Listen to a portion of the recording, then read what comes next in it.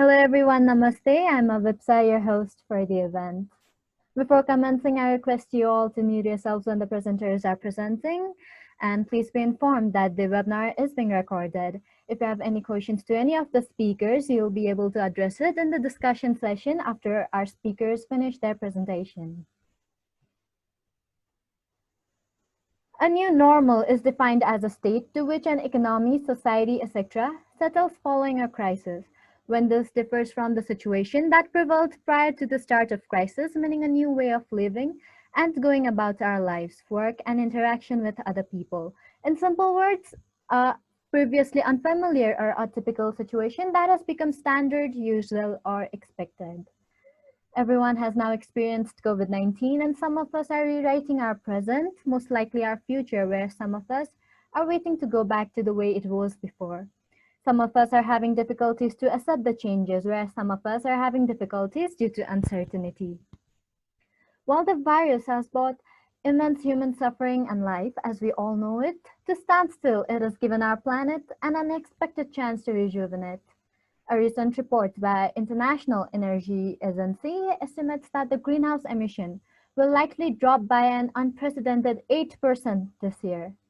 This pandemic presents an important opportunity not only to pursue a green economic recovery, but also to rethink the ways we want our lives. This new normal is also a greatest opportunity to teach ourselves to think in more holistic and systematic way. There are 5 R stages we have to think for now. First is resolve, which includes critical function that must continue to find solutions to the problem. Second one is resilience, that involves significant planning and sustainability.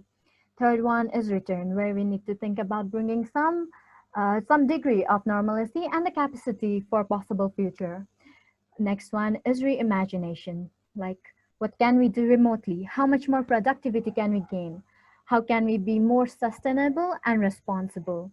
And the final one is the relationship of individual, not only with their organization, business, and government, but also to themselves, their physical and mental health, and nature as well. This is how we're meant to be, responsive to the hour of need, collaborative, empathetic, while doing whatever it takes to survive. Building a better post-pandemic world requires us, the member of this planet, to have better approach and strategies in order to be responsive.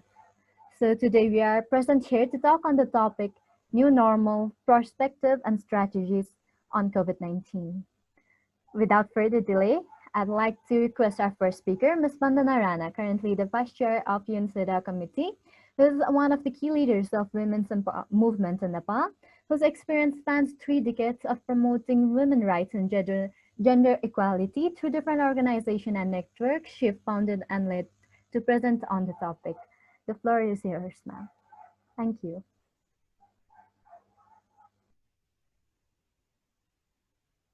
Ma'am, you have to unmute yourself. Yeah, thank you. All right, okay.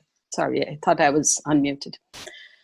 Okay, thank you so much. It's really a pleasure to join the members of the Business and Professional Women's Club from throughout the world. I don't know how many diverse countries. So it's good morning, good evening, good afternoon, wherever you are. I would also like to congratulate BPW on its 90th anniversary. And it's an honor to share a panel with our very expert panelist, as well as Ambika Shrestha, who I look up to very, very much, and all Nepalese women do. So this is a real pleasure. I'm happy to share my perspective on the new normal and perspectives and strategies from a gender perspective. But since we were having a little bit of informal conversation just before the, this webinar, and I realized that some of you may not know what CEDAW is. So just in 2 or 3 sentences, I would like to explain to you what CEDAW is. CEDAW is the initials for Convention on the Elimination of All Forms of Discrimination Against Women. It's a UN treaty. There are 9 UN treaties that monitors the human rights of the UN and UN member states. And one of the key UN treaty is CEDAW, which is focused more on discrimination against women. There is a committee in the CEDAW which monitors and holds dialogues with member states to strengthen their accountability and reviews their reports and provides suggestions every 4 years to member states. There are 189 countries that have ratified CEDAW. Most probably all of you here, except for US, has not ratified CEDAW, but there are only 5 countries that have not ratified CEDAW. So CEDAW, I mean, I'm a women's rights activist, and I have worked in Nepal as well as regionally and globally on women's agenda, women's issues. I've been a lifetime passionate activist for women's rights. I continue to do so. And I have used, even in my numerous advocacy programs, the CEDAW concluding observations, as it is called, the recommendations given to countries, as a very powerful tool to strengthen advocacy for legislative and policy changes. So the members of the CEDAW committee are elected by the 189 member states. The election takes place in New York, and this is the first time that Nepal is in the committee. And my term ends in December, but I am standing for a second term election.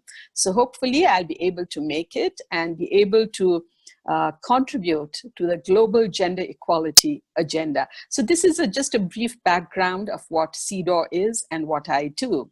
But thank you for this opportunity to share my perspectives on the new normal or the impact of COVID-19.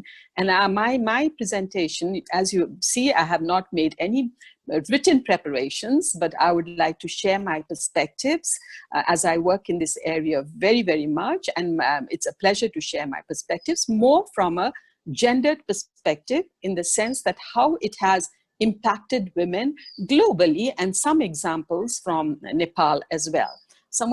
If someone is monitoring the time, please do remind me when I have 3 minutes left or 2 minutes left, so that I don't overdo it. Well, I think, this pandemic is such an unprecedented pandemic that even the most powerful and the most resourceful countries, as we have seen, have been unprepared for it. So definitely, for smaller countries, for developing countries, it is even more difficult. There was no such preparations. However, and to tell you globally, the Secretary General has already declared that there should be a ceasefire declared on domestic violence exacerbated by the COVID-19, and says that gender-based violence is a shadow pandemic. So when the UN body itself declares violence against women as a shadow pandemic, we can imagine the gravity and magnitude of the impact on gender-based violence of this COVID-19. As particularly, let me talk a little bit about domestic violence, because if you look at the statistics globally, even before the pandemic, out of the violence that women face, 50 to 60% is domestic violence. So if we look at the scenario now, in the Asia Pacific, it's 48 to 50%. So if you look at the scenario now, this 48 to 50% of women during the lockdown in many parts of the world were confined with the perpetrators 24/7. So with a person who has a violent mind, a violent action, who exerts power over the weaker sex or the partner, the weaker partner, you can imagine if in normal times the percentage was 48%, then the percentage during the lockdown, during COVID, would be much higher. We don't need to go through a research or find data and statistics just to know that. If you're working in this area, you would know. Even as a normal person, 24/7, having to stay, particularly if you are a woman and if you have the care burden, looking after the children, their homework, and managing your work from home as well, then definitely the work burden is so much that there is a lot of tension within the house. And if there's no shared responsibilities of work, then definitely there's going to be some level of conflict. But over this, if a person is confined with restrictions to movement in a confined place with the perpetrator, the violence is sure to accelerate, which has been the case in many countries, particularly in smaller countries where a family usually stays in one room or in small compact apartments. They don't have privacy. So even if a victim knew how to respond to a violence, she may not have control over her telephones. She may not be able to independently call for help because of the proximity of the perpetrator there who controls her. So this has led to the acceleration of violence. And actually globally also, it is proven that when pandemic occurs, existing inequalities and violence exacerbates. So this is the situation there. Now, let me come to Nepal, because I also work with a lot of shelters. I have founded women's shelters in Nepal, and in the organization I give strategic direction to, and I'm co-founded, which is called Saathi, has 4 women's shelters. Now, the whole state was unprepared. Then you can imagine smaller civil society organizations, how can they be prepared, no matter how passionate you are on the cause? Because I recall, confusions as to our shelter staff saying, perhaps we should close our shelters for newcomers, because there would be a risk that when the newcomers come in, they might transmit the virus to the ones that are already in the shelters. So we should close down. Now, this was a big issue. So I actually, from my CEDAW perspective, from my human rights perspectives, all of us got together and we said we cannot close our services when it is most needed. But then there was the challenge of how to manage the newcomers, because you need adequate quarantine space. The newcomers that come in, we did not have adequate testing facilities. So in that regard, we had to make quarantine space. And most of the shelters in Nepal are not so adequately furnished, or do not have that kind of infrastructure. Even in our shelter, some of our shelters in the districts, in the villages, have only 1 toilet. Whereas here in Kathmandu, we had 2 toilets. So initially what we made do was we separated 1 room as a quarantine space for the newcomers and separated 1 toilet for the newcomers. But this was not an end, because the trauma of the old residents there was so severe that they became very traumatic. They even called the police, saying that Saathi is going to kill us by bringing in newcomers over here, and we are going to be transmitted by the virus. So we had to find alternate ways. And since everyone was working from home, we converted our head office into an alternate emergency shelter, where we took in newcomers, where we could keep them there for 2 weeks as a quarantine period. And then after that, we moved them to our older shelter. But it wasn't easy. So this led to, because I do a lot of advocacy and I'm a think tank member of the Women Ministry here as well. So with the National Women's Commission, with the Women Ministry, we consulted each other, and we said, we need to come up with a protocol on the operation of shelters. What are the minimum standards that needs to be maintained? How can we ensure the security of the residents, mentally, the mental well-being of the residents? There were such huge challenges. So this is a challenge, not just in Nepal, but worldwide. Access to service, shelters, the infrastructure of shelters. This is one key thing that was there.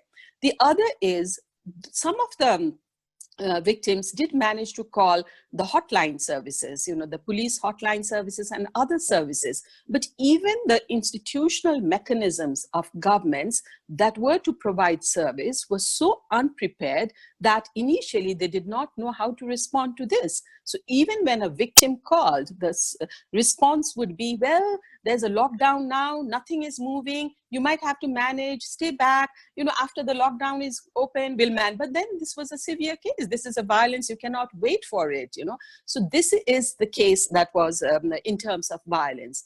also access to health services. If you look at access to health services, if you look at elderly people, there are times that you have to have medicine on a long-term basis. Now, they could not go out to buy medicines. Medicines were not available.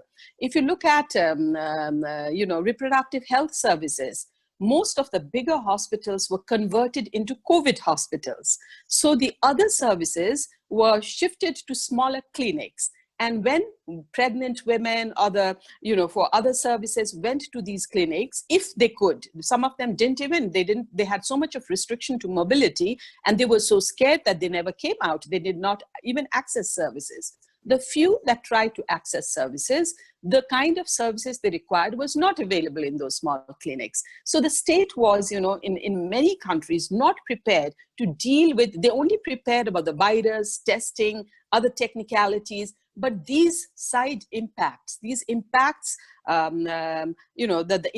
that had in every family, every woman, every children, was so huge that no one was prepared for it. And it is because of that this was called a shadow pandemic. I know Business and Professional Women's Club, and I'm sure our next speaker will speak on it. If you look at the economic impact, the majority of women work in the informal sector. They are daily wage workers, or they are home-based workers where they need to access market through middlemen. And all this had been hampered so much, so they had no income generation. On top of that, such informal workers are not, they do not have healthcare packages, health security packages, so no insurance. So this is a very long-term impact, but as your topic suggests, the new normal. I think this is a new normal for quite some time. And this is a time where all women, all who are working in this area, regardless of whether it is economic, whether it is violence, whether it is climate change, we need to get together and devise collective strategies and work with the government or strengthen the government's mechanisms as well together to see how the upcoming respond programs, we ensure that these issues are taken into account when states develop their response program to COVID-19.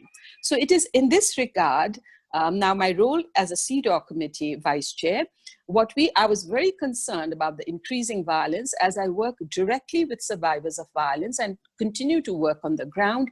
So this was an issue that we discussed in our committee, and we decided to come up with a CEDAW guidance note that member states need to follow when they develop response programs. So I led the drafting of the CEDAW guidance note, which has been issued, and it has a 9-point where, if I can think about it, one is participation. We need to ensure that women's participation is included in the designing and implementation of all response programs by state parties to COVID-19. The second was, again, gender-based violence, access to services, access to shelters, capacitating local organizations to ensure that they can respond better was the second one. And the third one is access to health services, as well as, most of the 70% of the frontline health workers are women, and their security was also an issue. So this was another area that we said.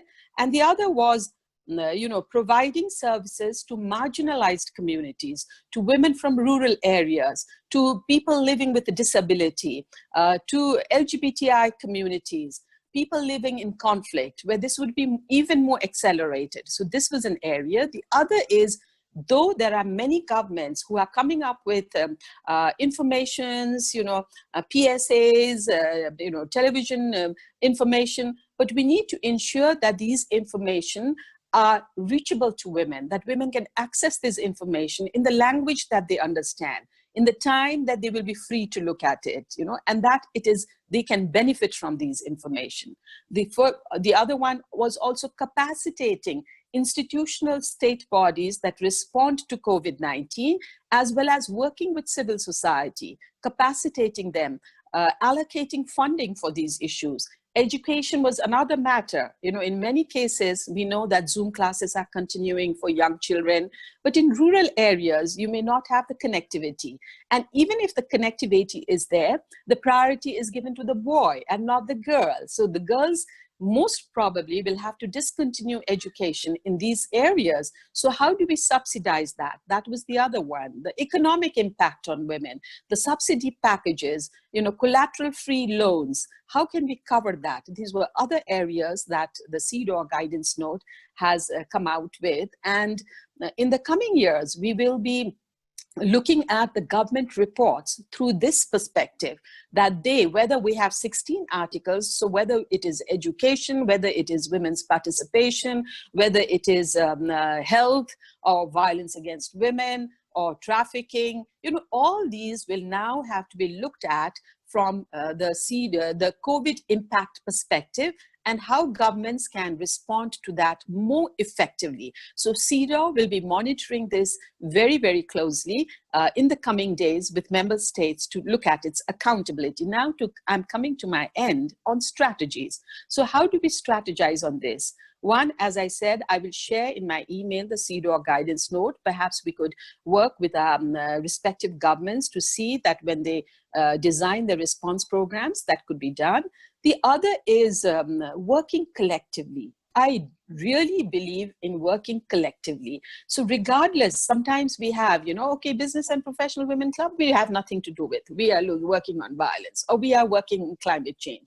I don't think that is the issue now. This is a pandemic that has impacted us, and we need to come together. We need to collect our resources, collect our expertise, and work collectively, and also with state entities.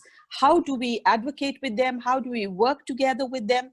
For example, in Nepal, a women's activist groups have come up with a memorandum of demands, you know, but you come up with the demands, but coming up with the demands is easy. You look at everything, you have a consultation, you can draft a 4-pager, 3-pager, 5-pager, and give it to the government. But then what next? You know, that is so important to monitor that what is happening. Is the other demands being heeded to? How can we help? How can we participate? So monitoring consistently is, I think, very important. My other last point, which I passionately, you know, my 2020 resolution is working with the youth, which is so very important, because we do need to pass on a baton to the younger generation. And 2020 being a very important year, unfortunately, all the programs got cancelled. But, you know, it's a generation equality forums, the Commission on the Status of Women, the 25 years of the Beijing conference, all this, because of this also, this was very important. So fortunately in Nepal, because I was passionate about this area, in January itself, I was able to convene through Saathi, a national youth conference where we had 300 youth participants from all the 7 provinces of the country participate in this, to understand, to youth movement building, to understand gender issues and what they can do locally, work with the government, work with the community in this area. So I am continuing during this COVID-19, I'm continuing to organize youth webinar series every fortnight with the youth on a certain topic that relates to COVID-19. And tomorrow I have a youth webinar, which is harassment in the social media. You have seen that so many, that is another social media harassment that has really exacerbated during this COVID-19. Our first victim in Nepal was a 19-year-old girl student, a Nepali student who came from France. She was the first COVID positive in Nepal. You should have seen the trolling and hate speech against her in the social media. It was astounding. So this is something we need to look at and see how we can work with the youth so that we have positive social messages and a very capable younger generation that can, shoulder this challenge along with us. I will stop here and I'll be happy to respond to questions later. Thank you so much. Thank you so much, ma'am. Further, I'd like to request our second speaker, who specializes in working with both government and industry, Ms. Larisha Miller, CEO of Phoenix Global, Managing Partner of Acon Global, Executive Vice President of STP Capital partners and our president of BPW Miami for her insights on the topic. Thank you.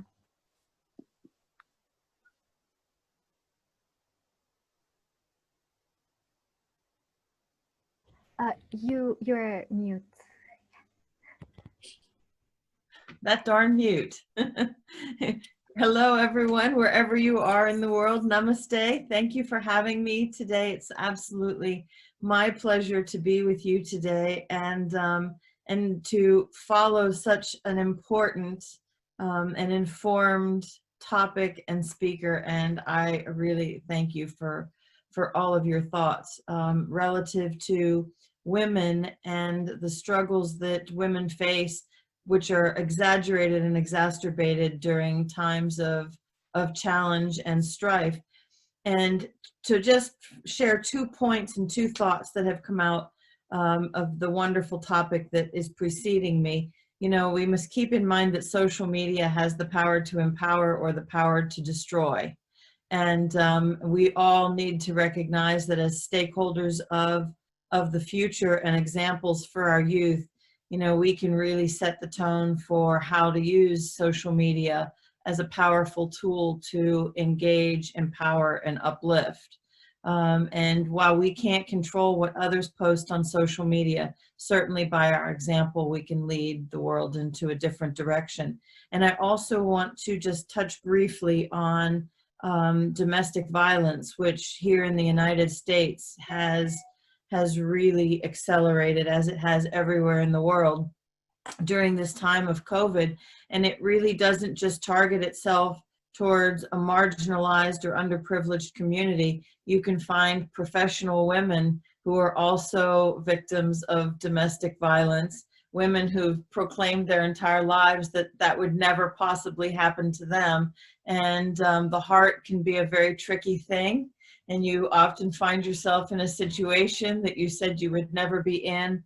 And before you know it, you yourself are one of those requiring help. And there's no shame in seeking help, regardless of who you are or what position you have in life. So thank you for that wonderful speech. It really resonated with me.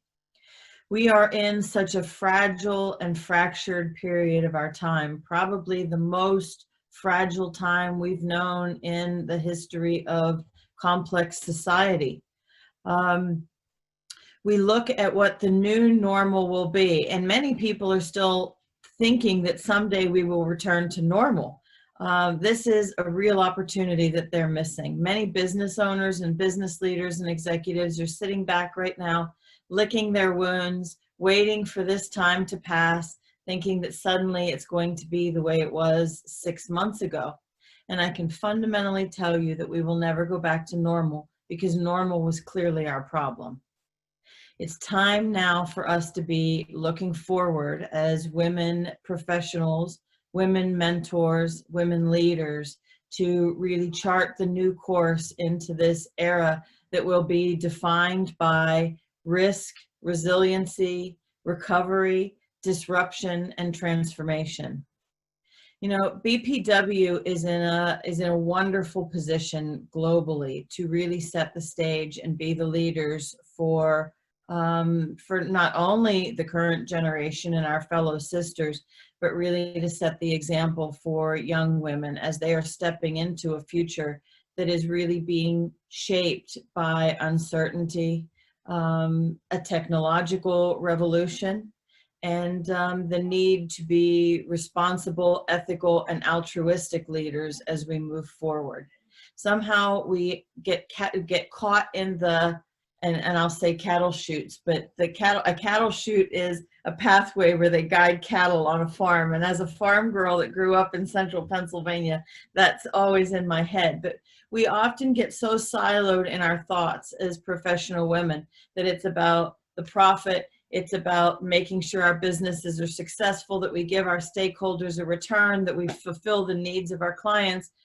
And we forget that a lot of the value we offer in the business world comes from the fact that we have a recognition that we have to be socially responsible, we have to be ethical, and we have to be altruistic. And this has to be one of the main cornerstones that we share with young business leaders who are up and coming. You know, this is a new era, and we are setting the stage as we move forward in this UN declared decade of action to be charting the course for a new future. You know, the Stone Age did not end because we ran out of stones. The Stone Age ended because of progress. And this is an opportunity for us to see what we're going through right now as a catalyst for progress and growth. There are many fractures, there are many gaps, and there are many needs that are presenting themselves in the markets. And those who are simply waiting to be able to go back to their legacy business model and waiting for a time when this will pass and we can step back into the way we knew it in December are the ones that will be in the wake behind the boat. And we have an opportunity to be the ones driving the boat forward into the future. How we look at our businesses and how we see these fractures and gaps, at recognizing that times like this, these are the times when fortunes are made and fortunes are lost. And we really have an opportunity to decide how we are going to do that. Every single business has a way back in right now, even during the shutdown during COVID, the social distancing that we must endure, the fact that we can't go to a corporate office in New York City or Kathmandu or Dubai or Paris, that we have to be working from home.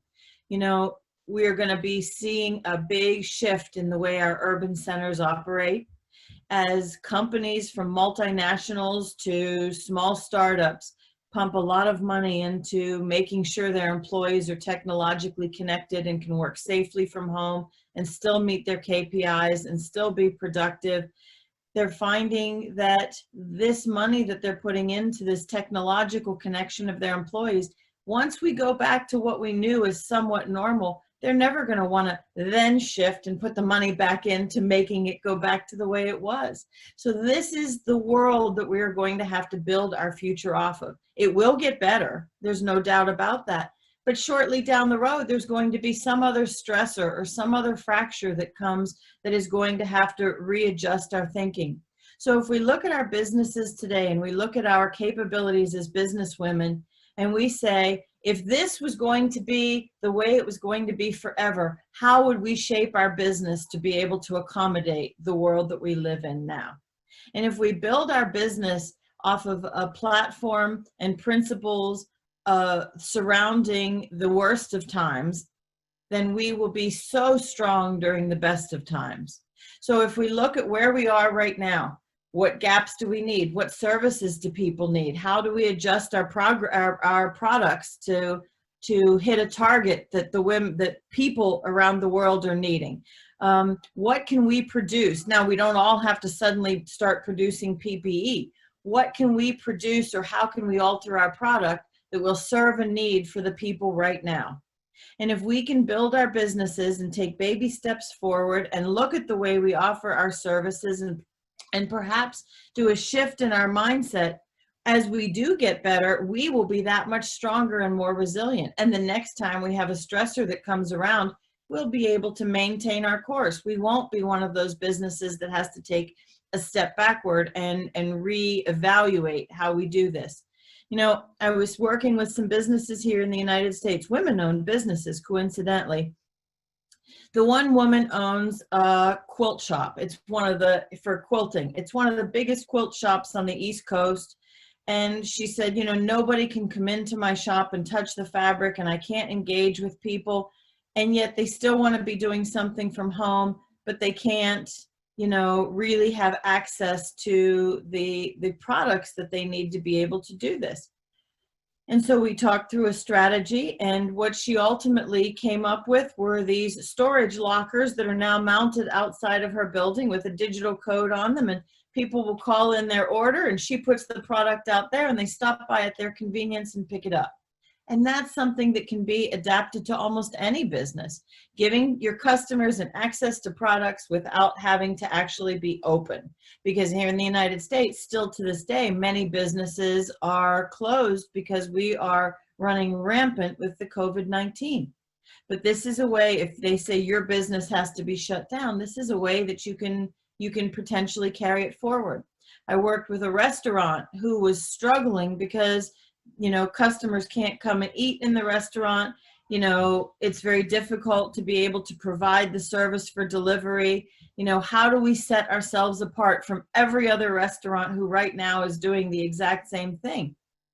And we talked through a strategy, and now they are providing the ingredients for their meals with instructions on how to prepare them, and sending these kits to people that can order them just as they did takeout. And this allows people to have the experience and the family connectivity of actually cooking and preparing a meal that will taste like it came from their favorite restaurant, because it did. And it's just simply a shift in the mindset of how to operate your business that this restaurant was brave enough to step into. You know, change on a systemic level requires great courage. And this is why many people get stuck with their legacy business model. You know, we are in a business that our family started 3 generations ago. This is the way it's always been done. This is the way people expect it to be done. So this is the way we'll continue to do it. And that is a recipe for redundancy. Because if you aren't brave enough to keep up with the times and lead those times and come up with the new concepts and ideas that will carry you forward as a vanguard of the future, then you will be one of those that will struggle to keep up, because some company will find a way to innovate. And that company will be the one that determines how the rest of you within that industry or sector proceeds. You can't object to innovation and progress. And as I said, that's why the Stone Age ended. You know, I look at the opportunity that BPW has with our young BPW members. And we always approach the young BPW members as, how do we encourage younger members to join BPW?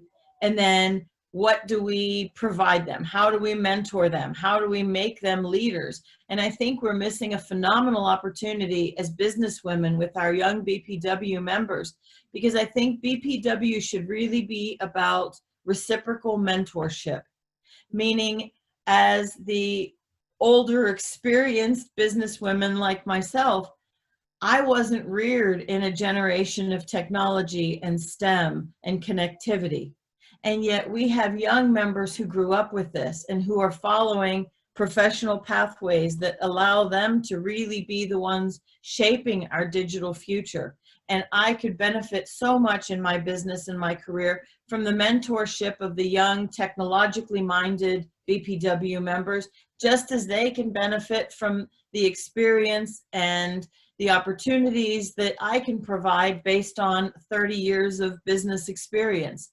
So I think as we look at how to integrate the young BPW members into a business-minded mindset, we need to recognize that we need them as much as they need us, and that this really needs to be a reciprocal organization where we learn and we benefit and we contribute to one another. And along those lines, you know, we have a responsibility now to not only shape the future as strong businesswomen, but to shape the future as sustainable stakeholders of our planet, making sustainability one of our #1 concerns. And the UN has really given us a phenomenal framework and blueprint to follow in the United Nations Sustainable Development Goals. We don't have to reinvent the wheel. Although when anybody says that to me, I usually say, when someone says, let's not reinvent the wheel, I always say, why not? Because if you stay with the legacy, you miss the next great strategy. But, you know, we have the United Nations Sustainable Development Goals, which are a phenomenal framework for us to be able to come together globally and be the example for the future. We are all the stakeholders of the future. And this is the last decade in the entire history of man where we will be able to determine the future of our planet. If we do not make a big shift in the next 10 years, our planet will go into survival mode as it slowly starts to phase itself out. Within these next 10 years, we can determine whether this planet will survive or thrive. And that should be the goal of all of us, not to simply survive, but to thrive. And we can't do that as individual islands. We have to do this collectively as a united global platform. We have to come together, whether we are in Atlanta, Georgia, or whether we are in Moscow, or whether we are in Abu Dhabi. We have to come together and look at this planet as a globally unified business community, a globally unified social community, and a globally unified world. You know, we've spent so much time being afraid, and this applies to everyone around the world, whether they admit it or not. People are afraid of what they don't understand. And through the beauty of technology and what we've seen in the last few months, where we've all had to do a pivot away from, you know, working in our physical offices and traveling to be a part of conferences and conventions, we're now seeing that technology has been a really great gift to us, because it allows me in North Carolina to be sitting with you in Nepal and around the world and be having a conversation as sisters coming together. So we have to recognize that we have the ability to use technology to connect ourselves around the world.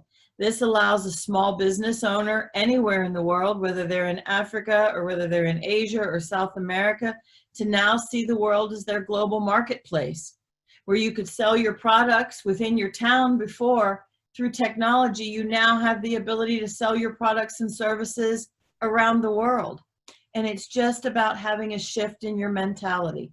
And this is where I think it's a phenomenal opportunity for BPW to come together, to be the leaders and to be the vanguards of the future, where we not only mentor women who are part of BPW, but make it our global mandate to empower, uplift, support, build the networks of women from all stations of life, regardless of what they do as a professional career, whether they're a rural small sharehold farmer in Africa, or whether they are the female leader of a large multinational organization.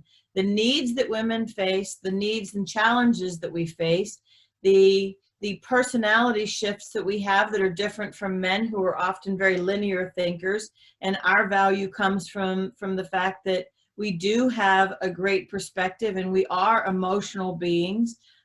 This is a phenomenal opportunity for all of us to come together to uplift women around the world. You know, I think it's important that we learn from the young, and it's important that we contribute to the future. You know, we don't inherit this world from our ancestors, we borrow it from the next generation.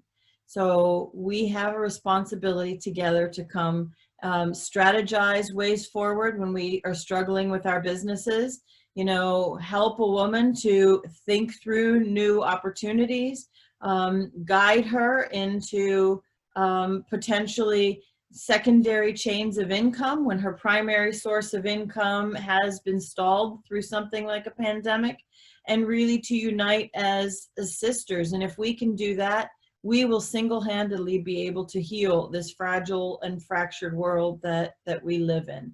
And you know, it's my pleasure to have been here with you today. I hope I didn't overstep my 15 minutes. I can talk all day sometimes, but I would just like to thank you all as my sisters in BPW for welcoming me here, and for always being so such a beacon of hope for me as I put my professional career together, especially during this really challenged time. And I'm very happy to take questions. I'm always happy to talk privately with anyone who wants to rethink their business strategies.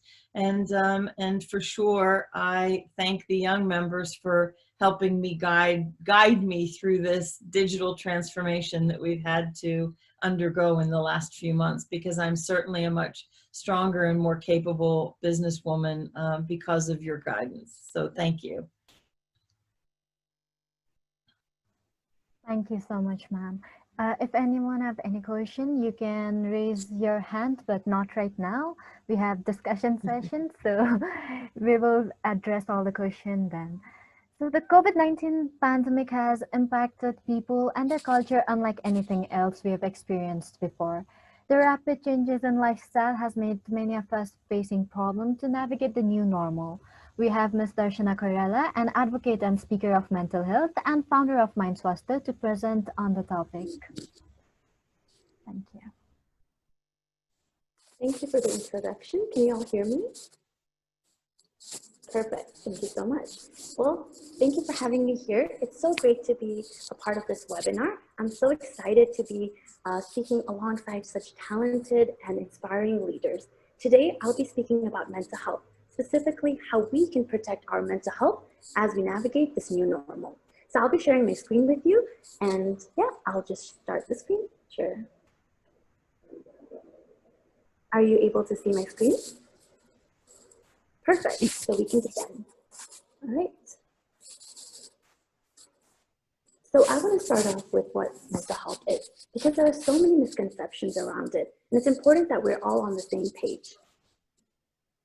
According to the World Health Organization, mental health is a state of well-being in which every individual realizes his or her potential and can cope with the normal stresses of life and can work productively and fruitfully to make a contribution to his or her community. And there are a few things that I would like to remind you. Everyone has mental health, regardless of our age, race, or gender, or whatever it may be.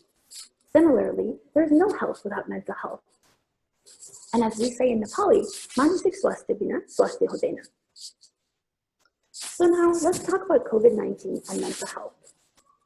You see, there are some words on the screen, and you may have felt some of these things either at the beginning of the pandemic, during the lockdown, or you're probably feeling these things right now as well.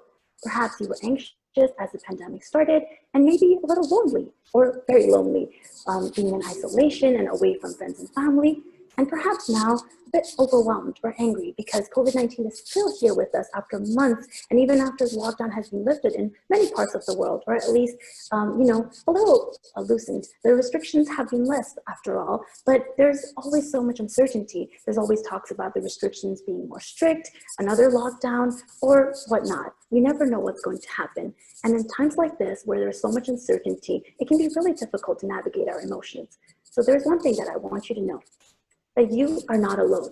We're all going through this, and it's natural to feel these emotions during this time. These are all natural responses to a time like this, to a pandemic. Now, speaking of mental health and COVID-19, during this time, a lot of people have started talking about mental health, whereas in the past, mental health was often overlooked. And this was the part of health that we often overlooked, right? Because whenever we ask people what health means to them or what they know about health, we often talk about physical health. But during this time with this pandemic, there have been a lot of headlines about how, our mental health has been impacted and how we've all experienced low mental health days, I'm sure. So this time has been really crucial to focus on mental health.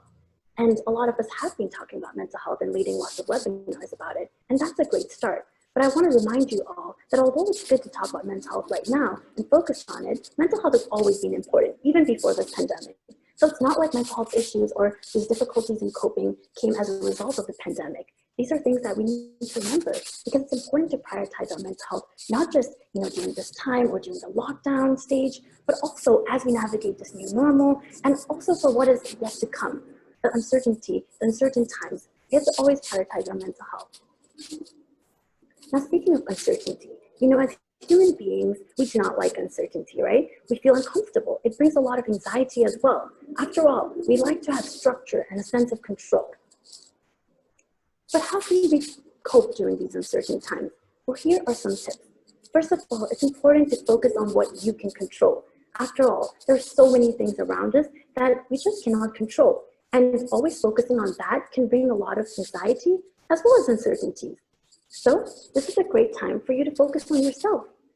Focus on how you can sharpen your skills, develop some skills. And I'm sure a lot of us have been doing that, whether it's taking online tutorials on YouTube, or even doing with our friends and family, whether that's virtually, exercising with them or cooking with them, making this a communal thing. At the same time, I also want to let you know that while there is this urge to be productive during this time, it's okay to take this slow. It's okay to, take rest and to focus on your health. Don't focus too much on being productive and, on how you cannot get certain things done as you used to be able to do before. After all, these are challenging times, so don't be so harsh on yourself. It's important to take it slow and go at your own pace. A few other things that I would like to share with you to help yourself navigate during this time and to help your mental health is to check your sources whenever you're getting information, right? Especially regarding COVID-19. And this goes for not just like when you're watching the television or reading the newspaper, but also when you're reading things on social media. Speakers earlier have mentioned about how there's so much harassment on social media. And also I would like to add to that, there's a lot of rumors out there too, right? And it's easy to just believe whatever we see and share that and make things go viral. But I think it's important to step back for a second and check our sources. And at the same time, if you feel overwhelmed when you're using social media or when you're watching the news, know that it's okay to take breaks and limit your time around that. So maybe when you're watching the news, as we're navigating this new normal, try to set certain times during the day where you watch the news and then focus on other activities. This can really help you. Otherwise, it can really fuel anxiety, especially because there's so many headlines, there's so many things to keep up with. And I think that's a great lesson we can take from the time when we were in lockdown. After all, through that time, a lot of us, we were, really just navigating how we can cope, and we were really watching the news. And while that's important, and while it's important to be informed, it's important to also take breaks and to check your sources. Similarly, in this new normal, I want to remind you that we find ways to adjust to it. Some of us might be able to adjust to it better than others. And I want to tell you that adjustment is not a linear process. Some of us, it may take longer for some of us to navigate this time and to cope with it and to, even to step out of our doors comfortably. For others, it might not be an issue at all. And so it's important that we respect our comfort levels and how we're adjusting during this time. Similarly, if conversations or news or even posts about COVID-19 is overwhelming you, it's okay to take a break, even when you're talking about it with others. And when you are talking about it with others, let them know where you're at, right? Because they might be at a different stage than you. So if you don't feel comfortable with certain things, it's okay to voice that. In fact, it's very important to do so. Another thing that I want to put in front of you is the importance of self-care. Now, one of our speakers, Bandana Rana, actually tweeted about this, saying that self-care first will enable you to care for others. And I could not agree more. But what is self-care? Well, let me tell you. Self-care is anything that helps us nourish our physical, mental, and emotional well-being. It's about participating in activities that can really improve our well-being and help us cope with stress. So, there are some myths about self-care, and I think it's important that we address it.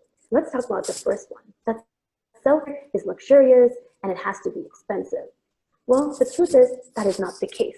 It's not all about going to spas or putting on a sheet mask and relaxing at home, but it's about the little activities you do that help nourish your well-being and help you in your journey as you're navigating this time.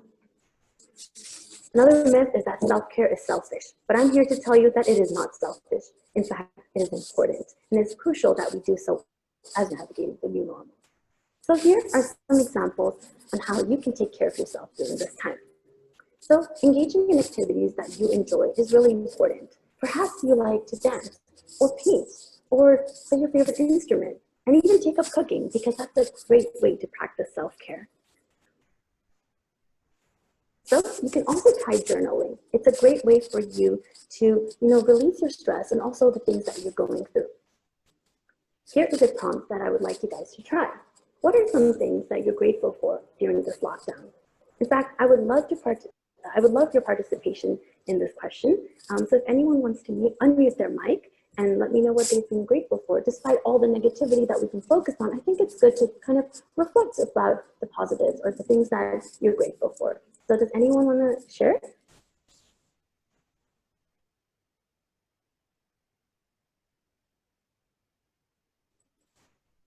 No. Sorry, can you hear me? Are you able to hear me? Yes, we are.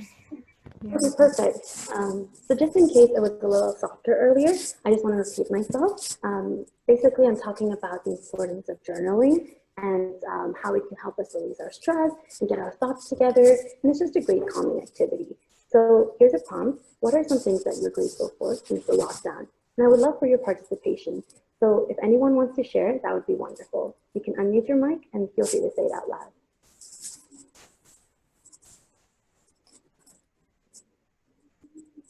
Does anyone want to go ahead?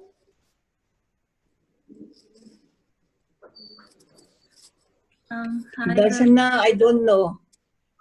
I think you should continue because I don't know if they will ask you questions right now. The questions I think we should leave for the later.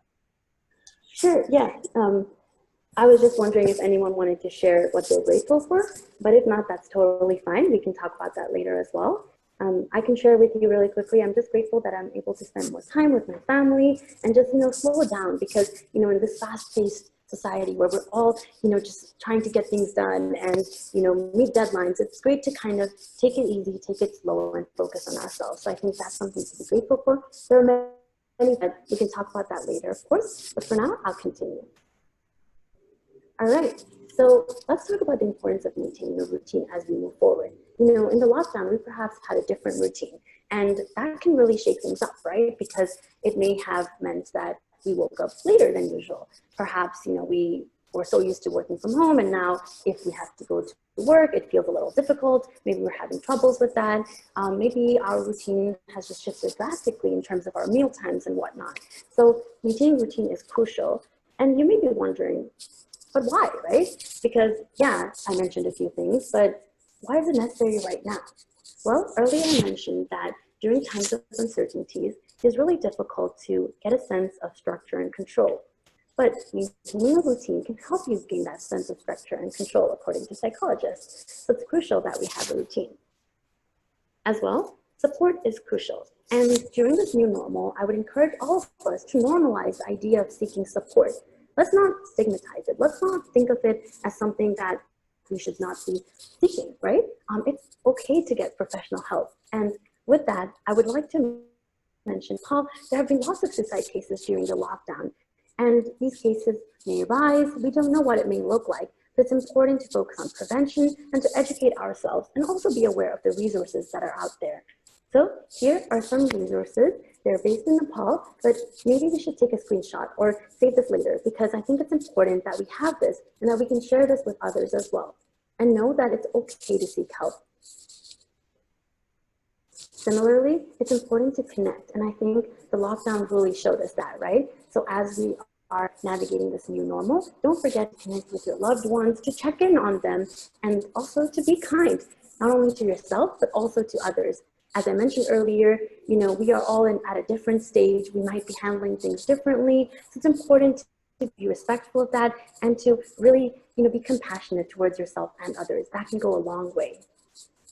Also, if you want to know how and why it's important to be kind, if you want to know more, then definitely watch a new video that we put out from Mind Swasta, where we talk all about that, as well as the importance of routine and how we can keep a healthy routine and what that entails. That you can find in this new video. This is what I'm referring to. It is called 5 Ways to Protect Your Mental Health. It's on YouTube. You can find us on YouTube at Mind Swasta, same thing for Facebook and Instagram. I would love to connect with each and every one of you over here in this conference, in this webinar, because I think it's really important for us all to, talk about mental health. And it's not something that we can do alone, right? It's a conversation. We have to have it together. And when it comes to fighting the stigma too, it's not something that we can do alone. It's something that we all must come together to do. So I hope that we can all come together and fight the stigma. And speaking of my videos, there's another one in which we go around Nepal and we ask people what they understand by mental health. And I think that will be a very interesting watch for you. I would also love to know more about your webinars, Bandana Rana. I would also love to be involved in it if you ever need someone to talk about mental health or, to talk about youth advocacy or leadership. I think that would be amazing. And this is also for everyone that is watching. If you want to connect, if you have ideas, feel free to share it. And I would love to work with you to, really create change because it's important that we fight the stigma. Thank you very much. I hope you enjoyed this presentation. Thank you for organizing this wonderful webinar. Thank you, Darshana. Now we open the floor for discussion. If you have any questions to any of the speakers, please raise your hand. Oh.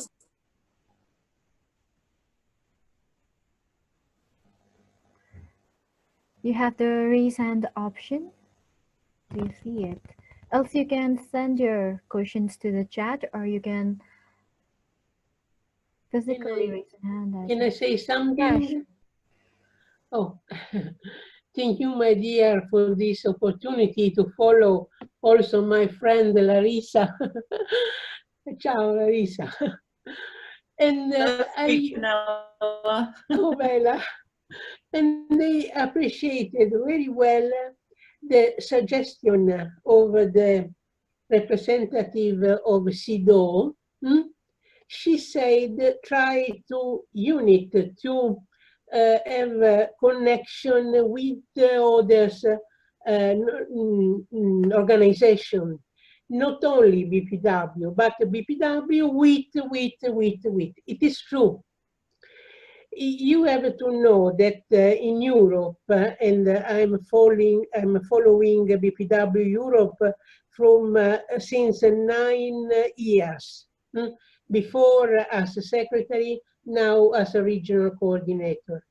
And the most important campaign was and is the Charter of the Girls' Rights, a document approved in Zurich in the year 2016 in Zurich. And it is a document with 9 articles in favor of girls, in favor of a little girl. And we launched this project, and for example, in Italy, more than 900 communities adopted this charter, but also 11 regions and 3 universities to the pen to deal this argument, these values in favor of women, since she is a girl, a little girl. And think that not only in Italy, but also in Switzerland, 25 community adopted this document, and now we are blocked because of the COVID, the virus. And recently I received an answer, an email from another organization in Italy, half full, mezzo pieno, half full, and she asked me the authorization, the possibility to diffuse this charter, this document in India. And so I wrote to the president of Mumbai Club, and she responded to me about her availability to diffuse, to help this new organization to diffuse this important document. And I would like to say, to conclude that, of course, we are very strong if we are available to unite our strength. Thank you for this opportunity. Thank you so much, ma'am. We have Anusha. She has a question for both the speakers. Hello to everyone. Since we all are in different time zones, so I would like to just say hello. My first question to Bandana ma'am. The question is, the impact of COVID-19 has resulted out many domestic violence.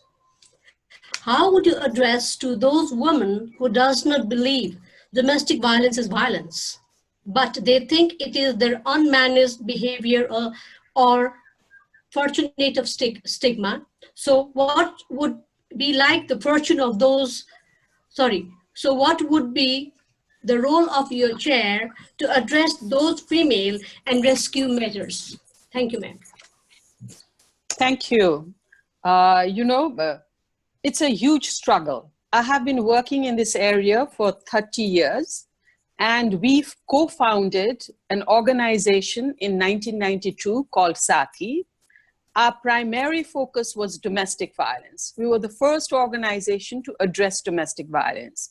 Believe me, no one was happy with us because domestic violence was considered a private taboo topic. It's to be dealt within the family and not to be discussed as a work or not to be brought out publicly. So we had to struggle throughout the year. And we've struggled so much to bring this, the issue of domestic violence in the national debate. It took us 14 years to advocate with the government. And I led the advocacy along with Saathi and also founded a national network against, not working alone, working collectively. So we founded a network called National Network Against Domestic Violence. It was a national network. So we strengthened our advocacy, and it was only in 2009 in Nepal that we adopted the domestic violence law. That was a great achievement because from the time when domestic violence was not even considered a violence, a private affair, we have come to a position where domestic violence is recognized as a crime now. So I think that's an achievement. You do not lose hope, but you gradually work towards it. But your question about women themselves thinking, this is my fate, this is my destiny, that is our patriarchal society where young people like you can work a lot in raising awareness, in nurturing and raising the younger generation of not just girls, but also boys to respect equality, to respect other sexes and work together so that there's shared responsibility, equality, respect, dignity within households. So I think we all have to work collectively to continue to combat domestic violence and mitigate such cases. Thank you. Thank you, ma'am. It was wonderful. I do have another question to Madam Miller. The question is, what should be as you've talked about fortune made, fortune lost, bringing those quotations in my question. My question is, what should be the strategy for the people in the business to balance themselves in pre and post-pandemic situation? So it's interesting because while we have our fundamental business strategies apply, universally, whether it's during COVID or pre-COVID or whatever the after COVID will look like, there are always gaps that are present that show up during times of stress and fragility and risk. And it's by being proactive. So taking your business, having a plan for recovery during the situation that you're going on. What can we do differently? How can we engage new customers? How can we shift our services and our products? But then also to be thinking ahead. So how do we become more resilient? So next time we aren't impacted by this quite so much. Or how do we put measures in place that will allow us to offset some of the risk of a time like this? Perhaps that means that we set more of our money aside in a reserve account so that we can develop and adapt when a new stressor arrives. Because that's been one of the biggest problems that we've faced both as businesses and individuals here in the United States is that we have very little fiscal responsibility. We are a cash poor society. We keep up with the neighbors. If they buy a new car, we need to get a better car. And what we need to be able to see as business women, as businessmen, as students coming up, and this is an opportunity for us as BPW women who have been in the business world for quite some time to mentor the younger generations in fiscal responsibility. One of the most important things you can do is make sure that you are fiscally resilient, which means when you have profits, if you would have reinvested 20% of your profits into your company coming up to COVID, now during COVID, we're seeing that, Maybe it's better if we allocate 40% of our profits to go back into the reserves of our company, which means that maybe we have to pay ourselves a little bit less, or maybe we can't develop at the level that we wanted to before. But if you are fiscally secure and your company can survive the rough waters and the storms that we're going through, you'll have the opportunity to be in business, to be innovating and carrying forward. If you don't do that, you're going to struggle to stay in business. So it's just a shift in the mindset. It's little adjustments that we can do. It's nothing that we have to, you know, make this grand shift. So if we're producing a widget, now suddenly we have to produce 40 widgets or a brand new widget. No, still stay with what you're doing, but adjust your strategy around that so that you will enable your business to be much stronger.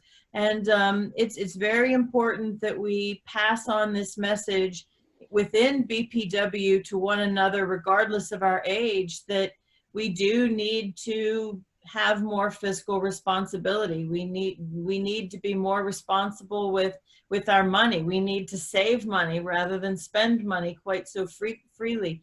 And that's a real gap that we see here in the United States, because we don't teach our younger generations in school how to manage their money. We teach them how to make money, but we don't teach them what to do with the money once they have it. And I think this is a really important focus that I think BPW needs to be carrying forward within our organization, and sharing this with women who aren't even BPW members. But no, it's just by adjusting your perspective, taking the time to look at the gaps that have appeared in the markets, and looking at how you can make your business more resilient in the face of these unexpected traumas. And that's how you'll stay a leader rather than somebody who's struggling to keep up.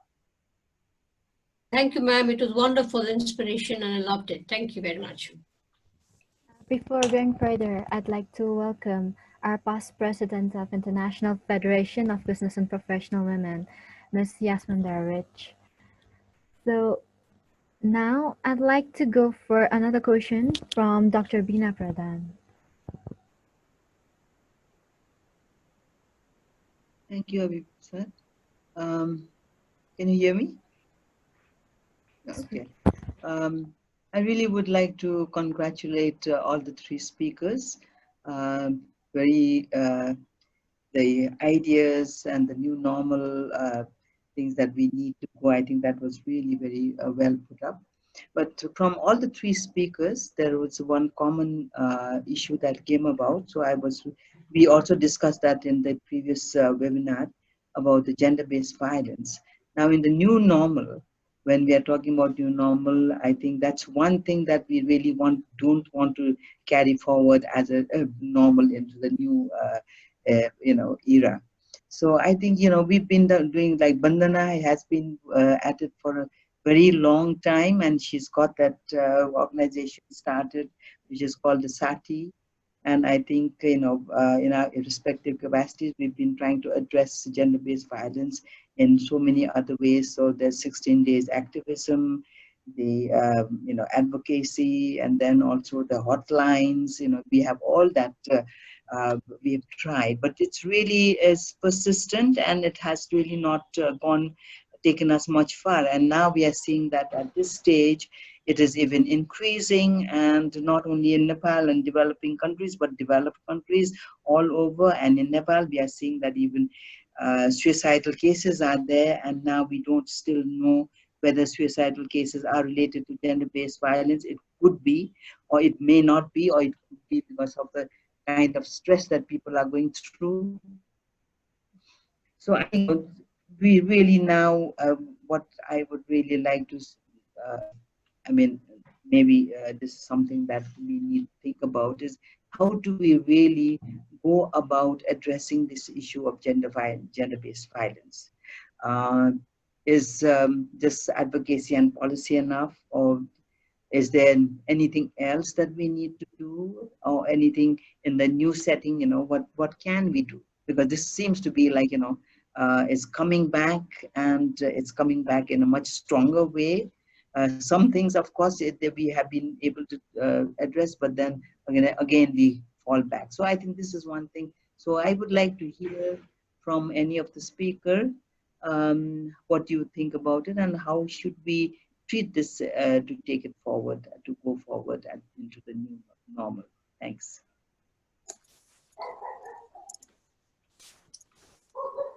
Should I attempt to answer that?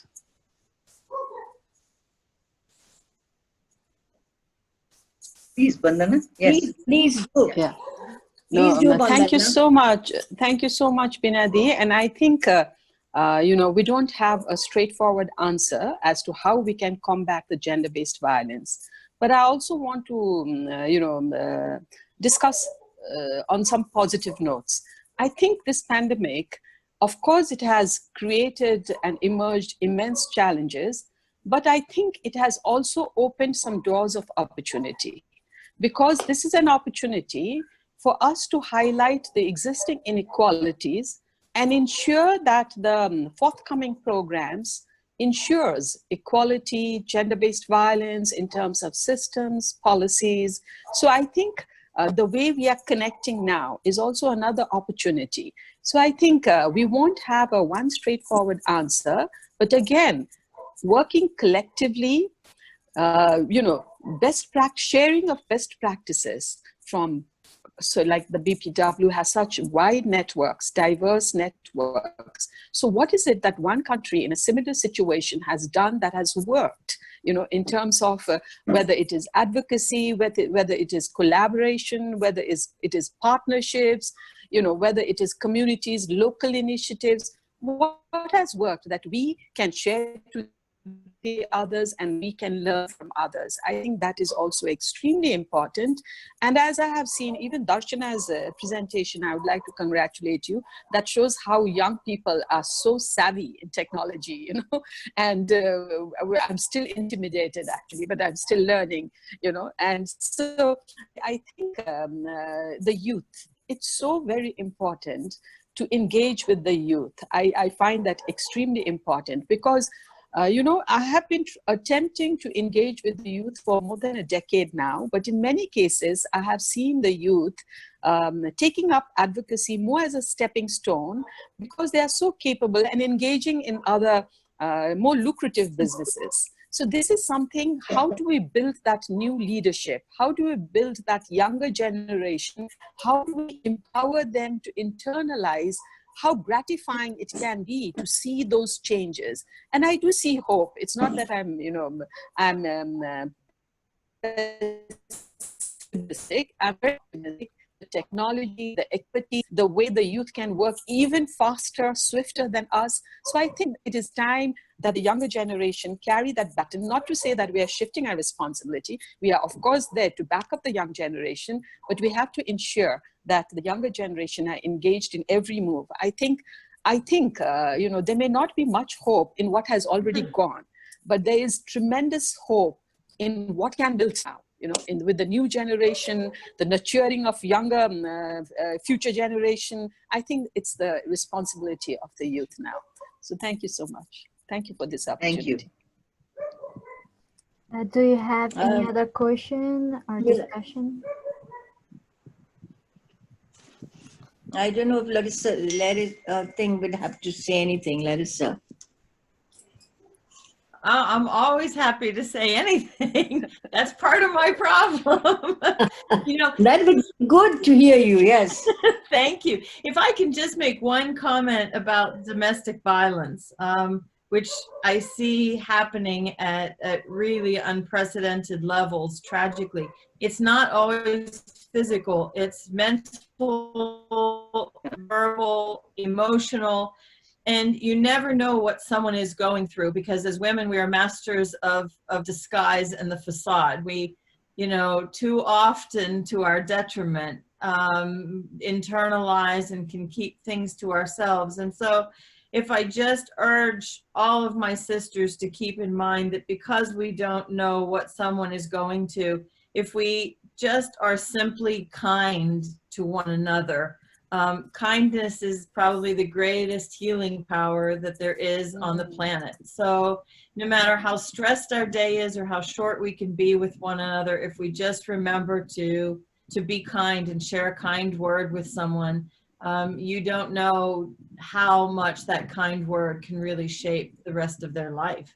So, but otherwise, I'm happy to say anything to anyone. And if anybody needs or wants to reach out to me, please, at any time, I'm always accessible to you. So I welcome that. And it will be lovely to hear about what Darsana has to say, just in, as a young mind, as young people. For sure. So thank you so much for the question. I agree with the speakers earlier about all that they have said regarding domestic violence and what we can do. Young people, so us youth, we are also affected by it a lot, and it can cause a lot of emotional distress. And it's true that domestic violence is not always physical in nature. So it's important for us to realize that, to educate one another about it. And as I shared resources earlier regarding mental health in my presentation, I think it's also important for us to ensure that the resources are accessible to people when it comes to domestic violence, that people know about it, where they can turn. And again, I think it's important for us to keep talking about it, as well as joining together collectively to work towards this, to work towards education around this and how we can help others. And also, if we know someone who's experiencing this, where are the resources, providing that to others. That's also really important. And to keep in mind that us young people too, we can be impacted by it. So I think it's not just an issue for certain people to focus on, but for all of us, regardless of our age or gender or whatnot. So it's definitely an important issue, and I think there's so much that still needs to be done, but I'm glad that we're talking about it. So yeah, that's all that I would like to say for now. Thank you. Moving towards, we have Susan and then Nilima.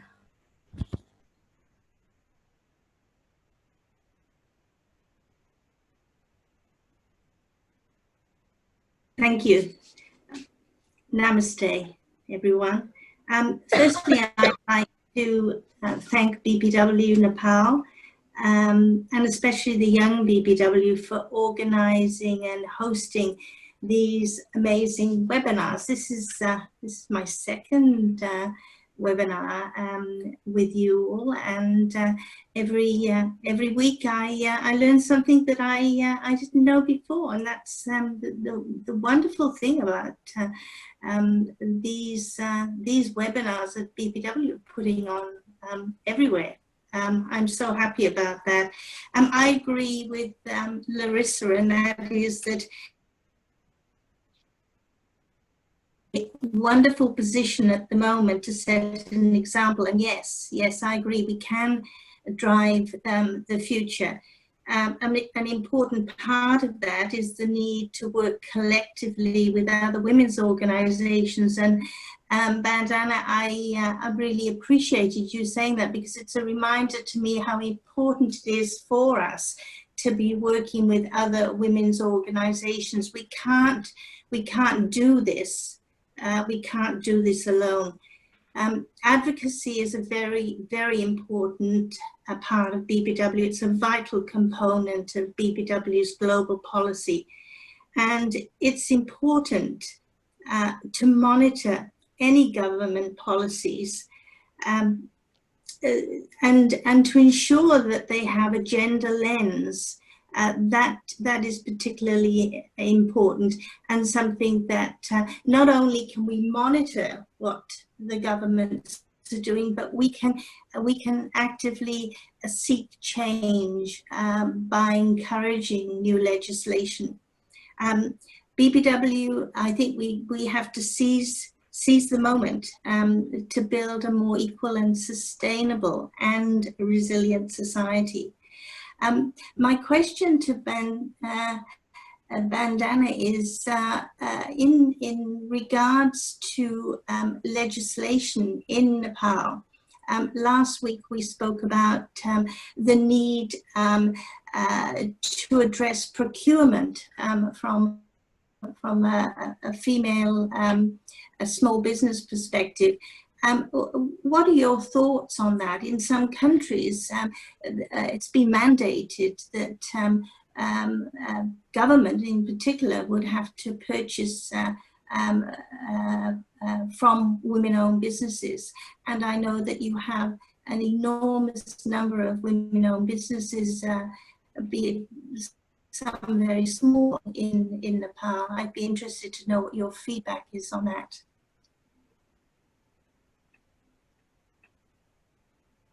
Thank you, Susan. It's lovely to see you. Yes, we have a domestic violence law, as you said, but I don't think, or maybe I'm not aware, there is no mandatory mechanism as such where you need to purchase or procure from a women-owned business. I'm sure other participants, Nepali participants, would be able to enlighten if I'm wrong. However, there are institutions and there are specific entities that produce women-owned, products that is encouraged to be bought. But I'm sorry, but I'm not aware if there's a mandatory mechanism as such that entails you to procure from a women-owned business organization. So apologies if I don't have the right answer for this. Right. Well, if there isn't one, then obviously Yes. BPW Nepal could be working towards that. But we spoke to the Minister of, sorry, not the Minister, the Secretary from the Ministry of Family last week.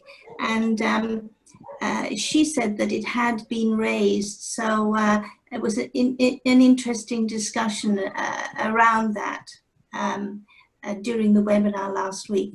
So I hope that, the women's organizations in Nepal will be pursuing that. Thank you, Susan. We do have very powerful and strong organizations. This Federation of Women Entrepreneurs that I know of, FWEEN and others that produce and bring together women businesses who together and showcase their products. And there are very powerful groups which do organize conferences and webinars that I have also heard of. But as I said, perhaps this is an area that BPW, along with other women's organizations, can pursue and see how we can promote women's businesses. Thank you. I think this is a phenomenal opportunity because BPW, along with other women's organizations, could really be the developers of a platform that would allow us to be essentially a database of women's owned businesses so that you can search for a specific product or service and then have a list of women in business around the world that can achieve that need. And this isn't something that's been done before, and it would be really a phenomenal opportunity to promote ourselves globally, but really collaborating with all of the other women's organizations. And collaboration is the key to the future. Yeah. So this is something that I think BPW could really take the lead on. And we did, yes, Larissa, we did in the past have a business page on the BPW International website where women owned businesses were able to be listed, and it would be timely, I think, to look at it again now, but more importantly now. So.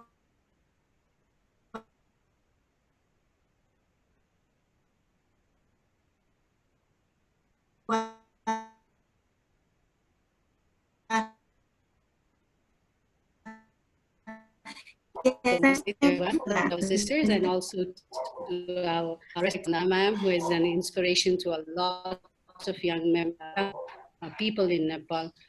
Looking at the current scenario in the global context, we have seen that women leaders like the President of Finland or New Zealand, who are just 34 and 37, they have been very, they have shown that they can be different than the presidents that we had before. So this. Putting that in my in this question round, one thing is that within BPW, being an international young representative, I've been promoting young BPW on BPW board, because I believe that the young members, young girls, needs to be well, informed, well aware to be the future leaders. And I believe that one generation has to dream for another generation to fulfill that dream. And for me, my dream is to see a whole bunch of young ladies, running in the Parliament of Nepal, not just in Nepal, all around the world. And in that future, I also also see Bandana, because I remember asking her, why doesn't she run for the parliament? Because having someone who is so informed in the parliament is like winning half the battle that we have been fighting for such a long time. And I would like to ask to Larry and Bandana Rana, because I have met you in so many international conferences. Every time I hear you, I want to come back and then inspire many other young girls to be like you. So what is your dream for us, so that we can fulfill? Yes, to both of you. Very interesting indeed. Nilima, thank you so much. I mean, I think we inspire each other, because I get so much of inspiration from the new youth leaders that I see, so much of passion and commitment and expertise and capability. Regarding the political interest, I think we are destined for our own, passion. We are driven by our own passion. And I think it's not actually necessary to be in the forefront of politics, but you can contribute from whichever platform that you are in towards a better future for the younger generation when we are talking about Nepal as well. So what was your question? Your question was about what is the, sorry, Nilima, what was it? I forgot the question. What is your dream that you have for the younger generation like us to fulfill for you, like the way I recall, I think it was around 15 years ago, I was in New York at the Commission on the Status of Women meeting. And on the side event, there was, I think, Asia Pacific panel discussion that I was invited to. We were South Asians, I think. So I was one of the panel. At the end of the conversation, the moderator said, now I'm going to ask one question and you have to answer within 10 seconds. And I was thinking, oh my God, I hope I won't be the first one. And I was the first one, so he asked me, what would you like to see in 10 years from now? What change would you like to see? So I had no time to think. And my first thought was, I want to see that every household and family in Nepal rejoice at the birth of a girl. So that was my dream, to see the change, I know over the last 15 years, significantly things have changed, but we know that still, in many families, the birth of a girl is not rejoiced. There is so much discrimination. The way the parents nurture the children, or the discrimination between a girl child and a boy child. The son preference is so strong in Nepal, so I think this is the dream that I would want to see the younger generation carry it forward, so that in the future we have, every house have this principle of equality between a girl and a boy. So I would repeat that dream and carry it over and take it to you. I think that is what you need to pursue. Thank you. Nilima, thank you for having this today. This has been an absolutely wonderful gathering of women and thinkers and sisters. And, what I say to the younger generation is, you are the ones who have the power to heal the turmoil that previous generations have created. It'll be through sustainability, unity, and tolerance. And, the young people are not born with preconceived biases towards other people. That's something that is learned. And with each generation, we have the power to help them never learn that. So that the color of someone's skin, their socioeconomics, their religion, their ethnicity is as missed to all of us as the colors of our eyes.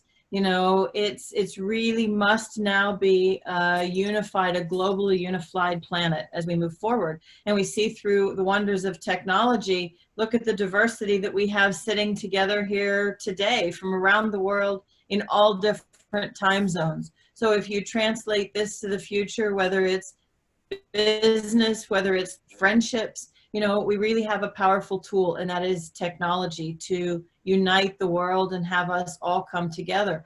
Imagine if we were women sitting here together with the purpose of selling our products. We would be showcasing the best of what we offer to a global audience by using technology. And so I really want to encourage you all to come together, be the ones that shape the future of this planet. be the ones who are sustainable, be the ones who recognize that we are all the same, essentially, regardless of where we live in this world, and that we have every day, you know, if you make a mistake today, you make a mess of today, forgive yourself and start fresh with the sunrise. Because every day we have the opportunity to rewrite the chapter and start again. Thank you. We're running out of time, so we have a raised hand from Dr. Bina Pradhan. So, ma'am, if you could make it quick, then we could go for our president. Okay, really quick. I just wanted to so thank you, Susan and Larissa, for suggesting the having a whole web site for women's products. But what we have done in BPW, I just wanted to share briefly, like trying to bring in a network of women who've been working for enterprise development, like FWIN, PAF, and then MEDEP, and then the Sabah Nepal. So we have had this whole group. We worked together during the 2015 the earthquake time to recoup the livelihood that was lost during that time, and we all came together and we did a master's training, and then each one of us. So it was really moving towards tomorrow. So we had started that, and I think. For time being, it's slackened a bit. I think also besides the having a website of the products, I think it would be wonderful if all the women we are doing different things on our own ways, but then we are one thing I'm feeling that we are not coming together and strongly enough. So I think that's one thing that we would like to see, and which we try to bring in, strong organizations like FWIN and then the Sabah Nepal, the bigger organization, who are really working for empowerment of women, and that could really make a difference when we come together. I think this is I wanted to share with you. Thank you. Bina, if I can just put one quick thought in here relative to what you just said. You know, I agree. It's not just about selling our products and our services, but it's about being able to have a platform where we can connect with women who are maybe in a similar industry that we are, or just a woman that you know, have gotten to know and respect, and you can reach out for reciprocal mentorship with one another, where we can find an opportunity to connect and say, look, I do this and I'm having this problem. Can you give me some thoughts or some advice that might allow me to make a shift or move forward in a different direction, or just give me the strength to be able to move on and forward through this difficult time without quitting? Because right now I'm so tempted to quit. You know, it really needs to be a platform that not only allows us to market what we have, but to really share the knowledge and wisdom that we all have in our own respective fields as well. Thank you. Thank you so much. Now, due to lack of time, now moving towards our President of Federation of Business and Professional Women Nepal, Ambika ma'am, I'd like you to give us your words. Okay, thank you, Abhisha, and thank you everybody all around the world, all times. Nepal, it's getting to be nearly 7:30 in the evening. I think in Australia it's quite late. So everywhere, to everyone, thank you so much for joining in.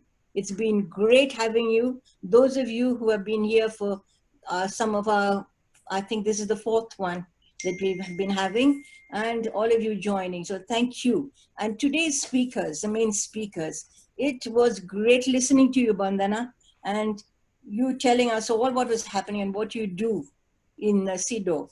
And I wish you, what you've told about how we can move and what can be done and how we should all work together. From all of you speakers and everybody, the main thing that you come up with, and I think which is what we've been talking about for a long time, is that if we work together, all of us, it doesn't matter who, it doesn't matter where, if we work together on a cause, I think we will succeed. If you are one, you cannot, but if you are a whole lot of us, we can succeed. And I think that is the message that has been coming today. Thank you all. It was great, Bandana, and I wish you all the very best and success. We need I hope that you will be getting the votes and you will be back again as vice chair of CEDAW. So that is that, and thank you for being with us and giving us all those informations and all that time you've given us. Thank you.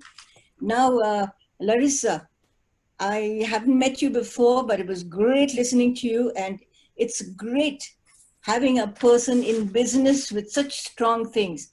And the best thing that I have heard from you is something that I've always had and always been saying, that this is the thing of our family also. And that is what we say. We have not inherited the world for ourselves, but we are holding in custody for the future generations. And it is really wonderful, Larissa, that you've used those words. That is what we are. We are not the ones who have to consume everything and finish off everything now, but we are only custodians for the future generations and for the future people of the world.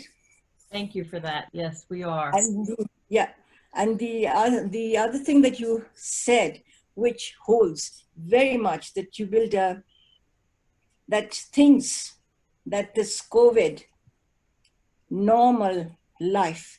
No, we are not going to go into normal life anymore. The world is changing, and the world will change, and everything will change. And we have to be prepared for that change.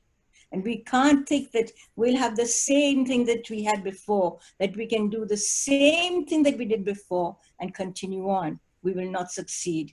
The world has shown us, and the things that our nature has shown us, that yes, this is a change, normal life.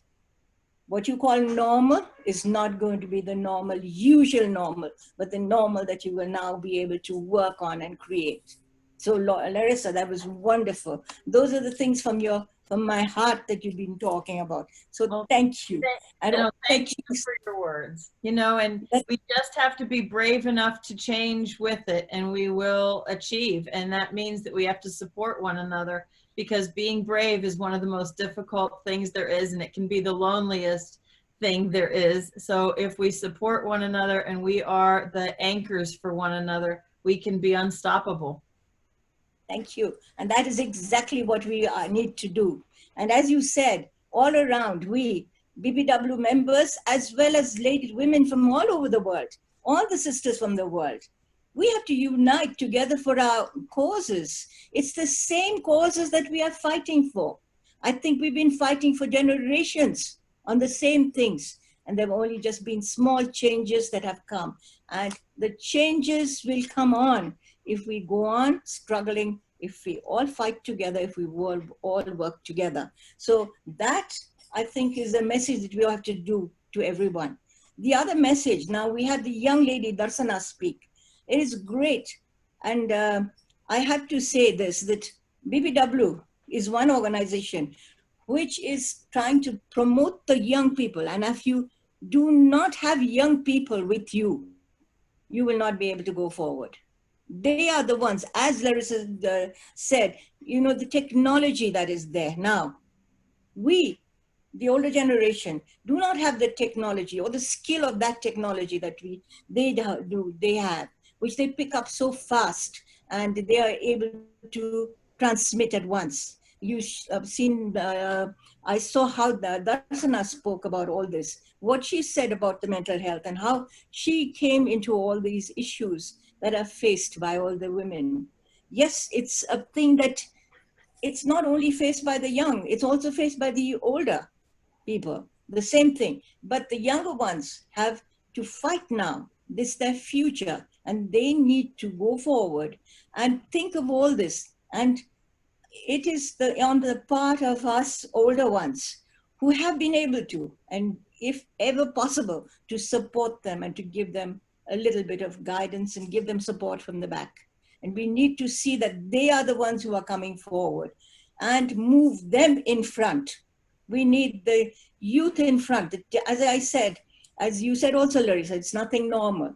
The normal changes, and it'll have to be the new normal things have to be that way. So that the young ones, I would like to say, it's very good that you'll have come in and you're doing things. Congratulations on all what you are doing. And I would like to say, please go ahead, feel strong and feel united, because you have sisters all over the world. You have older people all around the world supporting you and helping you. And whenever you need help, I think there will be people around the world at the thing of a point of a question that will try and help you. So I think it's been great hearing everybody and doing all this today, listening to all this. And ladies, it is a fact that we all need to work together. And yes, BPW, we must not forget. Larissa, you're a businesswoman. I'm a businesswoman. However, our organization is not only business. Remember, we are the one organization around the world which encompasses business, people, and professionals. Let's not forget, the professionals are so important. So BPW, let's not forget, and not only be business, but also be professional. So ladies, Susan, thank you. And Yasmin, I heard you're here, I haven't seen you, but great that you've joined. Larissa, thank you for doing all this. Bandana, thank you for giving this time. I know it's such an important time for you because you're working on your elections. Thank you for giving us the time and giving us all this, the information and the work that you do and supporting and helping every woman to go think forward, further, all of us to think further on what we can do on these issues. And I think I will have to ask you to give us what the charter is, what the things that you will have just decided on, which I think if it can be shared, we can work on. So young ones, Abhisha, thank you for being the host every time, handling the whole program. And thank you all. And all my members, all from here and around the world. I saw Margarita sending a message from Brazil, and the rest who's there, all from all over. I don't know, I haven't seen, I was not able to see all the other list. But thank you all, ladies, and wish you all the very best around the world. We are in such a state right now, trying to fight this thing that is called COVID-19. We need to work on it. We need to win it over, finish it by being strong, by working and helping each other. So wish you all be safe, be healthy, and be successful. Each one of you be successful. And thank you for joining and thank you for being with us. Let's be together again. Thank you. Thank you, ma'am. Yes, from Italy. Thank you. Just before ending, we had one question to Bandana ma'am. If you could join your webinar, that is going to be tomorrow. So if you could share us the details or if we can participate it, please. Oh, yes, that's good. Yeah. Yeah, I have shared in my Facebook post as well as my tweet. And I think Nilima also has the information.